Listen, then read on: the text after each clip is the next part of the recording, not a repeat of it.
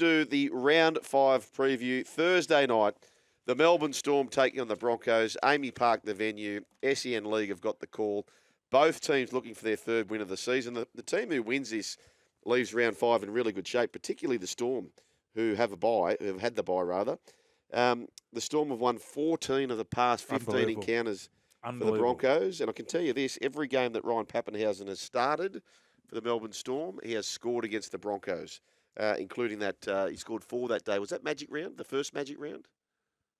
Yes. When Pap got 4? Yes. Is that they beat Eels by 60? Is that right? Broncos. Oh, sorry. He scored 4 versus the Broncos. But when he came on in remember they beat the Eels by 60? They beat the Dogs by. He scored 4 against the Dogs as well. Yeah. Big game coming up. We heard the Bellamy grab earlier on about Nelson sort of got to bide his time for now. Munster likely to be back. He has been named. Welsh back. Hughes back. They're up and about the Melbourne Storm. They're a beast. Very hard to beat at Amy Park. But this is a different Broncos side. No Payne Haas, no Walsh, but it's still a better side. Still got some strike. Their centres are going good. The kicking game's going to be so important. And Hughes is back. Adam Reynolds, obviously, is gun king, but Jerome Hughes isn't too far off him. Yeah. Have a look every time where he lands his bombs. You know, it's a metre out from the line. Yep. They're so good at it. So good. Cleary, the same. It's so important. The amount of that's the biggest mistake in the game, isn't it? Getting those kicks wrong. Those kicks courting goal, which Penrith just never do. No, you can't win a comp without a terrific kicking game. No, totally agree. Totally agree. It's such an arsenal to have in you. But that's the only concern for the Roosters, Brian. I know, and it's been a problem for the last couple of years. It's just that they're sort of not long, but not short.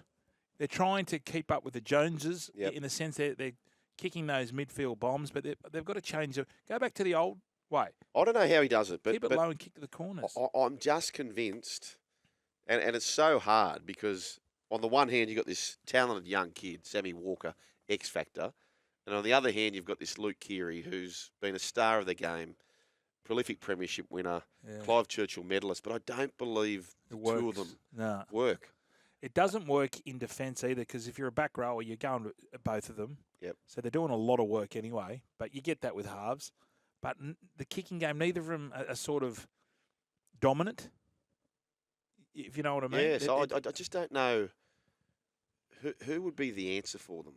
Like, there's a lot of good... Drew Hutchinson. The answer. Now, who's not playing first grade at the moment? Well, Jackson Hastings wasn't playing first grade. No. Jacob Arthur, not currently playing first grade. Well, there's people out there. Those two are better than all those. That's right. You've just That's named. right. I mean, Sandon Smith, it was only the one game against South, and South weren't great in defence. But he had some spark about him. He was good. But Lachlan Ilias, much the same. No, I think you'll persevere with them. But again, if their forwards are getting dominated like they were against Penrith, it's pretty hard for a... I reckon he's got a good kicking game. And I only saying it off watching one game. But Jock Madden, I thought... Did he? His kicking game versus Penrith, I thought he was quite sound. Anyway, that's not going to solve that. Ben Takura.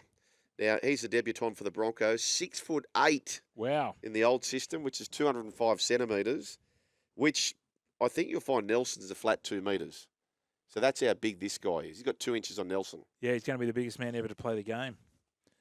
Benny Takura.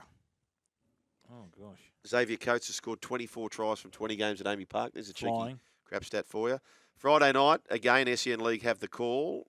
It might be a wet one. Bulldogs take on the Roosters. Both teams coming off round 4 losses. The Bulldogs, however, went down to South Sydney. Roosters went down to the might of the Penrith Panthers. They have won 9 of the last 10 against the Bulldogs, the Roosters. Cleary kicked the winning field goal in their only clash last year. So they pushed them last year.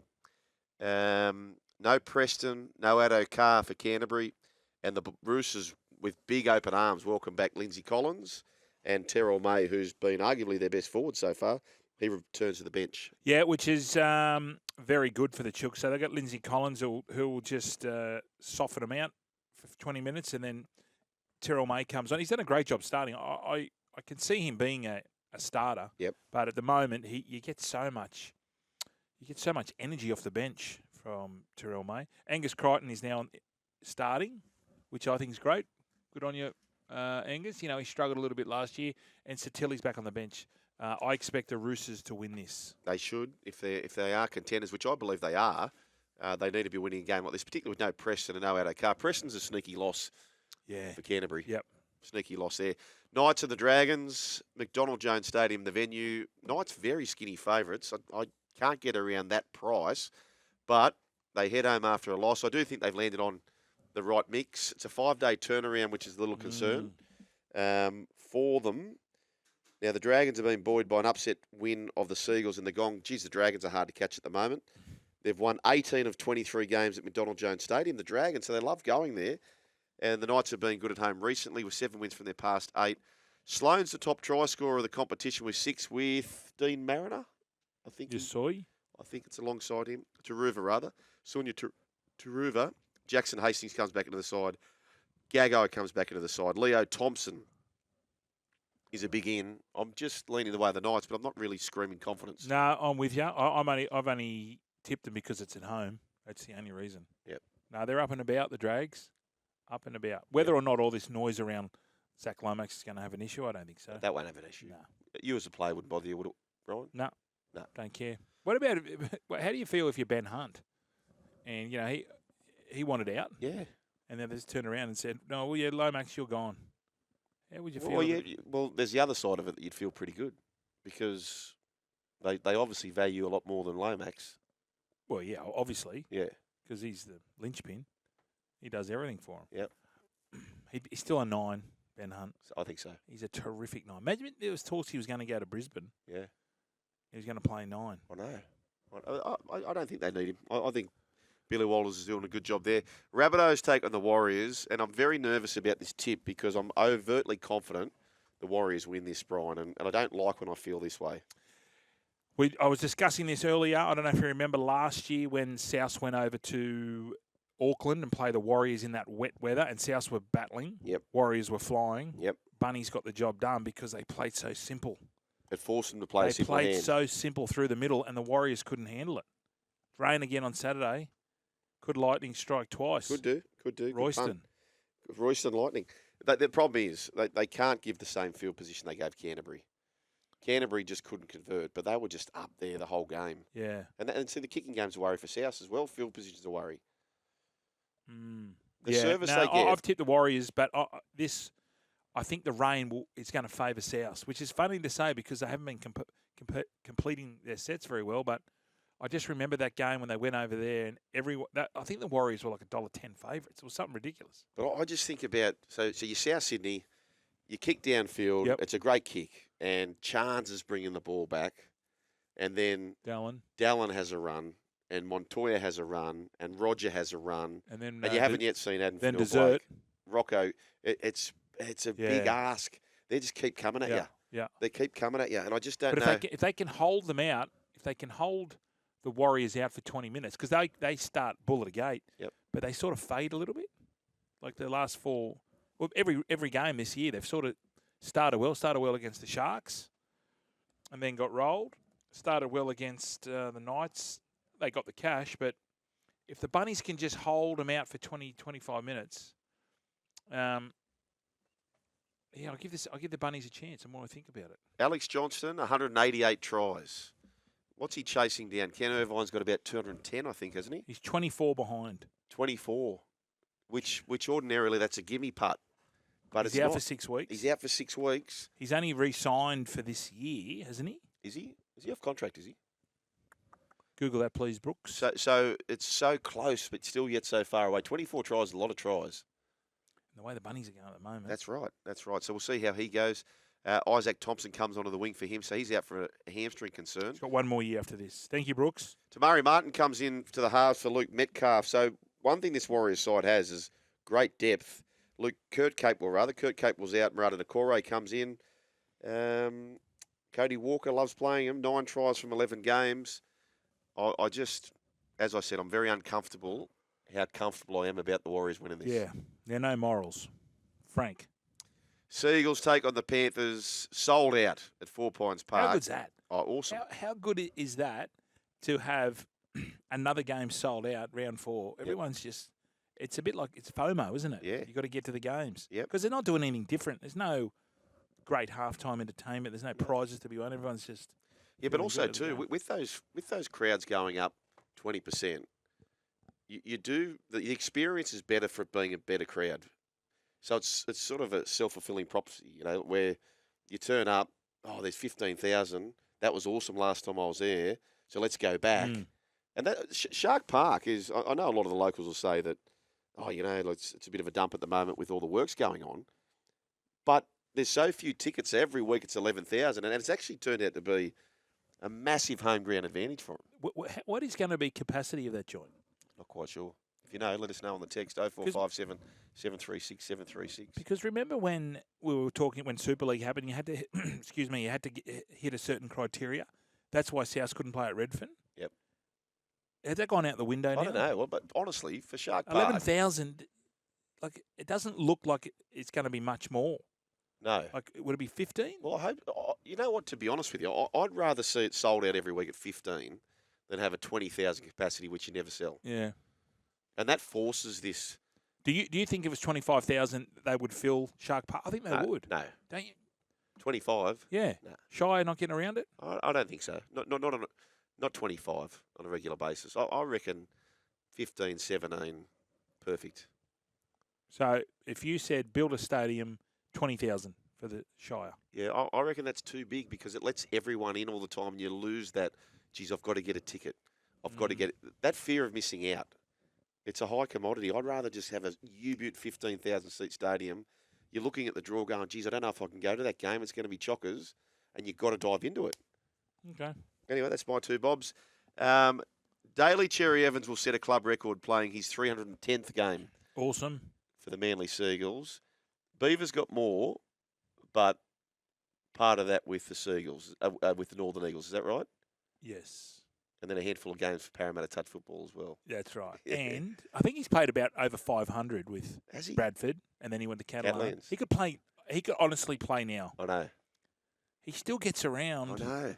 What is it about him? I don't know. I do not know. He must do something we don't. I don't know what I tell you what he doesn't do. Eat carbs on a Wednesday. Is that right? And you told me, Tourist told me, Brooks told me, you all shook hands and said we're not eating carbs or sugar on a Monday and Wednesday. And then what did you do today? Well, I forgot about it. And I hadn't had any breakfast, and I had a stir fry with a little bit of rice. Condoleezza. Told you, if it's white, it ain't right. But then you got you two in there, you said you were going to jump on board with my no carb Wednesday. What happened? I don't think we said we were going to. Yes, you were. You asked us to. No, I didn't. I said we're all doing it. You all said, yeah, I do. No. You said we're all doing it, and then you just agreed that we're all doing it. We didn't agree anything. Yeah, well, I tell you what, you should be doing it, all of you. You know who is doing it? Hello, Jerry. Jerry's doing it. Yeah. Brooks, you were going to do it. You let me down. Made a bit of cake for Jeremy's birthday, though. Just say no. Yeah. It's one day. If you can't do one day. I thought it was 3 days, Monday, Wednesday, Friday. No, we changed Friday. No, because I said to him, mate, you go to the Wongs most Fridays. How are you going to do that? So it's on your terms, is it? Yeah. No, well, just give me one day. Give me half a day. You myths. Who are you tipping, Panthers or the Seagulls? I always said they're hard to beat at home. I said, as soon as Manly get back, Tommy will have a gun game because he had a pretty ordinary game against the Dragons. I thought this, and this, and then I looked at Penrith and I went, Panthers. I know. I'm just going with the system. Dolphins take on the West Tigers, Suncorp Stadium. I wonder why this game's not at KO. I don't know why it's not at KO, but anyway, Dolphins, can you believe it? After week 1, were the best back team for the Wooden Spoon, and after week 4, they are your leaders of the competition for the first time in club history.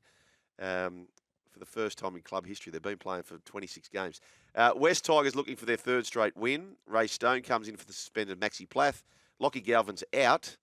Jaden Sullivan's in. Latu Fainu joins the bench to make his NRL debut.